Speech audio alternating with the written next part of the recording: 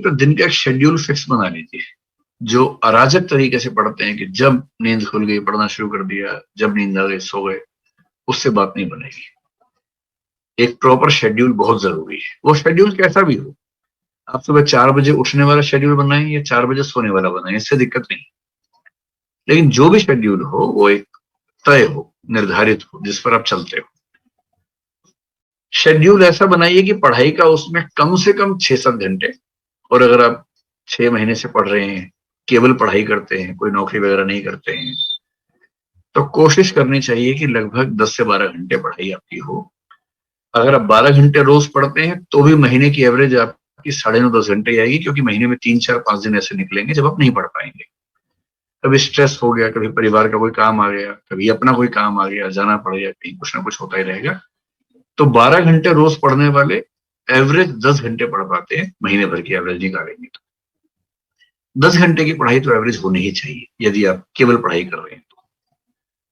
अब इस 10 घंटे को डिवाइड कैसे करना है, क्योंकि संकट ये भी तो है ना कि जो आज पढ़ा कल भूल जाएंगे, कल तो याद रहेगा नहीं वो सारा। जो अनावश्यक चीजें हैं उसमें टाइम एकदम वेस्ट नहीं करना है। जैसे अगर आप अखबार पढ़ने में 3 घंटे लगा रहे हैं तो आप टाइम वेस्ट कर रहे हैं। इतना टाइम है नहीं आपके पास कि आप 3 घंटे अखबार पढ़ें, वो भी हिंदी वाले अखबार जिसमें कंटेंट उतना रिच नहीं है कि आपको बहुत फायदा मिलेगा। तो मेरी सलाह ये है कि करंट अफेयर्स के लिए दिन में 1-1.5 घंटा रखिए, अखबार सहित। अखबार पढ़ने का शौक है तो पढ़ना चाहिए, लेकिन इस भाव से मत पढ़िए कि इससे आईएएस बन जाएंगे। उसके बाद दिन में आधा घंटा कम से कम रखिए लिखने का। रोज लिखिए आधा घंटा। कभी कभी केवल स्पीड बढ़ाने के लिए लिखिए, जिसमें कंटेंट की क्वालिटी पे बहुत ध्यान मत दीजिए। कभी कभी कंटेंट की प्रेजेंटेशन कैसे करनी है उस पर आधा घंटा काम कीजिए। कभी कभी टाइम मैनेजमेंट करते हुए एक मुश्किल प्रश्न का उत्तर कैसे लिखना है उसी पर आंसर राइटिंग या फॉर्मेट का अभ्यास कीजिए। आधा घंटा रोज लिखते रहेंगे तो परीक्षा में लिखना बहुत आसान हो जाएगा। और जो लोग परीक्षा से 4 दिन पहले लिखने का अभ्यास करते हैं वो साध नहीं पाते हैं। एक लंबा नियमित अभ्यास होगा लिखने का, तभी बात बनेगी। 2 घंटे हो गए। अब जो आपके पास बचे 7-8 घंटे मान लेते हैं पढ़ने के बचे हैं, उनमें कम से कम 5 घंटे पढ़िए नया। कम से कम 1 से 2 घंटे रिवीजन के रखिए मिनिमम। और हो सके तो सप्ताह में एक दिन, चाहे संडे का दिन, कुछ नया मत पढ़िए, पीछे का रिवाइज कीजिए। और इसके अलावा हो सके तो महीने के आखिरी 2 दिन, संडे हो या कोई भी दिन हो, उन 2 दिन के लिए कोई नया टारगेट मत रखिए, केवल रिवीजन रखिए। मनोविज्ञान का बहुत सामान्य नियम है कि यदि आपने किसी कंटेंट को 3 बार ठीक से रिवाइज कर लिया तो वो आपकी मेमोरी में स्थायी हो जाएगा। जैसे आपने 3 तारीख को कुछ पढ़ा, तो 3 तारीख को जो पढ़ा है उसकी एक रिवीजन 3 या 4 तारीख को ही हो जानी चाहिए, जो डेली टाइम आपका है। उसकी अगली रिवीजन उस सप्ताह के अंत में हो जानी चाहिए, संडे के दिन कर लीजिए, तो वो आपकी एक वीकली रिवीजन हो गई। उसकी तीसरी रिवीजन महीने के आखिरी दिन में हो जानी चाहिए। जहां आपने किसी कंटेंट को उस दिन, उस सप्ताह के अंत में और महीने के अंत में 3 बार रिवाइज कर लिया ठीक से, तो फिर वो आपकी स्मृति में लगभग स्थायी हो जाता है। इतना स्थायी है कि एग्जाम से पहले उसको जैसे देखेंगे आपको याद आ जाएगा। उतना ही चाहिए परीक्षा के लिए।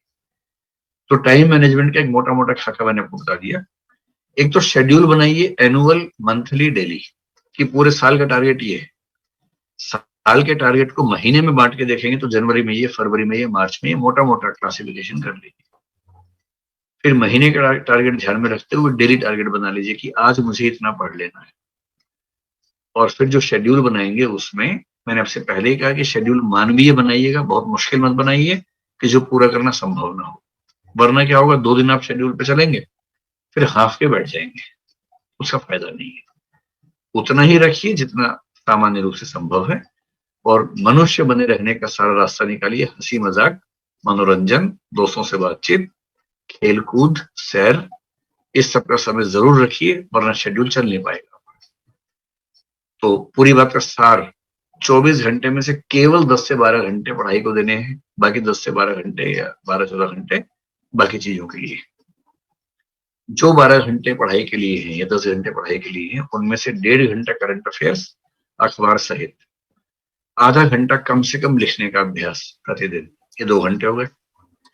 2 घंटे कम से कम रिवीजन के रोज, सप्ताह में 1 पूरा दिन और महीने के अंत में 2 पूरे दिन अलग से, यानी कि महीने में 6 दिन रिवीजन के रख लीजिए।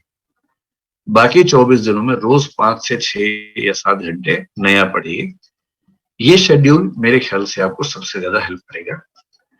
जो 5 से 7 घंटे पढ़ना है वो आप एक चीज भी पढ़ सकते हैं, बांट भी सकते हैं। अगर आपकी नेचर ऐसी है कि अगर मैं संविधान पढ़ रहा हूं तो संविधान ही पढ़ूंगा जब तक खत्म नहीं हो जाएगा, वो भी ठीक है। अगर आपकी नेचर ऐसी है कि नहीं, 3 घंटे संविधान पढ़ेंगे, 3 घंटे इतिहास पढ़ेंगे, तो वो भी ठीक है। ये डिपेंड करता है कि आपकी नेचर कैसी है। अपनी नेचर के हिसाब से शेड्यूलिंग कीजिए, किसी और की नेचर के हिसाब से शेड्यूल चल नहीं पाएगा आपका किसी भी स्थिति में।